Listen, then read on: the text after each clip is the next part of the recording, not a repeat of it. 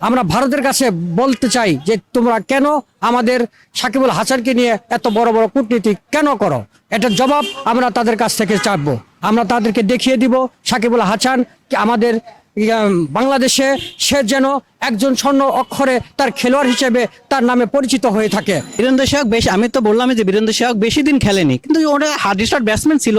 সে যুবরাজ সিং বা তাদের আগের ব্যাটসম্যান থেকে খেলছিল। সাকিব আল হাসান সম্পর্কে বীরেন্দ্র সেহবাগ বলেছিলেন সাকিব আল হাসানের অবসর নেওয়া উচিত, সাকিবের লজ্জা নেই, কিন্তু সে জবাবটা সম্ভবত সাকিব আল হাসান বীরেন্দ্র সেহবাগকে ব্যাটে বলে দিলে, তাই তো? আসলে আমরা এর আগেও দেখেছি যে তিনি হচ্ছে বাংলাদেশ 1 নম্বর অলরাউন্ডার। এর আগেও তাকে নিয়ে যতবার কমেন্ট করা হয়েছে, আগামী 3 বছর 5 বছর এমনকি যতদিনই উনি সার্ভিস দিয়ে আসছে বাংলাদেশ ক্রিকেট সম্পর্কে, তো ততবারই উনি কামব্যাক করেছে। যতবার এমনি সাধারণ জনগণের শুরু থেকেই যতবার ওনাকে সমালোচনা করা হয়েছে, তো উনি ততবার হচ্ছে কামব্যাক করছে। তো এটা শুধু আমরা না, এটা সারা দেশ জানে, যারা ক্রিকেটের সাথে সম্পর্কিত তারা সবাই জানে যে কিভাবে সে একজন অলরাউন্ডার। অলরাউন্ডার হচ্ছে কি মানে কামব্যাক করাটা হচ্ছে গিয়া তার কাছে মানে স্বাভাবিক, এটা ইজ নর্মাল। বাট হচ্ছে আমাদের পারিপার্শ্বিক দেশ ইন্ডিয়া যেভাবে কথা বলে সেটা একদমই উচিত হয় না আমি মনে করি। কারণ আমাদের বাংলাদেশে যদি 1 নম্বরে যদি অলরাউন্ডার থাকে তিনি হচ্ছে 1 নম্বর সাকিব আল হাসান। তো সে জানে যে কিভাবে কামব্যাক করতে হয়।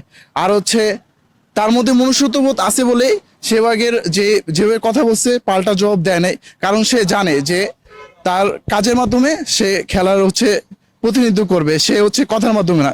সে একজন ক্রিকেটার, স্পোর্টসম্যান, সেভাবেই সে বাংলাদেশকে প্রতিনিধিত্ব করবে। তো আমার মনে হয় না যে সেহবাগ যেটা বলছে একদমই উচিত হয়নি। আর হচ্ছে গিয়া সাকিব জানে যে কিভাবে কামব্যাক করতে হয়। আসলে সাকিব তার পরিপ্রেক্ষিতে যে জবাবটা বীরেন্দ্র সেহককে দেওয়া হয়েছে, সেটা বীরেন্দ্র সেহক সেটা নিজে বুঝতে পারছে যে আসলে সাকিবই। আর বিশেষের অলরাউন্ডার এভাবেই খেতাব আসেনি, অবশ্যই তার পারফরমেন্সের উপরে বিশেষের অলরাউন্ডার সে হচ্ছে, এবং সামনের দিকে সে এভাবে আরও যাবে। বাংলাদেশ টিম এমন একটা টিম, আসলে খেলাধুলায় সবসময় যে ভালো খেলতে হবে, যেমন বিরাট কোহলি, তারপরে রোহিত শর্মা, ওরা যে সবসময় ভালো ইনিংস খেলে এমনকি আপনি দেখছেন সবসময় ভালো ইনিংস খেলতে পারে না। আসলে এটা হলো তার একটা ডিফেন্সের উপরে। আর যেটা যুক্তরাষ্ট্রের যে মাঠটা খেলা চলতেছে অলরেডি, এই মাঠটা আসলে লো স্কোরের মাঠ। এখানে কোনো প্লেয়ার যে তার বেস্টটা দেখাবে, আসলে এটা হলো 100-এর ভিতরে 10% হতে পারে। কারণ আপনার দেখেন সাউথ আফ্রিকার মতো টিম, অস্ট্রেলিয়ার মতো, ইংল্যান্ডের মতো টিম, তারা সেখানে কিভাবে খেলতেছে। আসলে আমরা আগামীতে দেখছি যে ভারতকে এরকম উচ্চ শিক্ষা দেওয়া হবে, যেভাবে বীরেন্দ্র সেহক যেভাবে কথা বলছে এভাবেই তাদের প্লেয়ারদেরকে উত্তম স্বভাব দেবে বাংলাদেশের খেলোয়াড়েরা।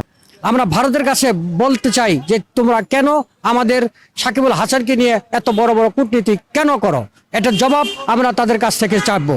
আমরা তাদেরকে দেখিয়ে দিব সাকিবুল হাসান আমাদের বাংলাদেশে সে যেন একজন স্বর্ণ অক্ষরে তার খেলোয়াড় হিসেবে তার নামে পরিচিত হয়ে থাকে।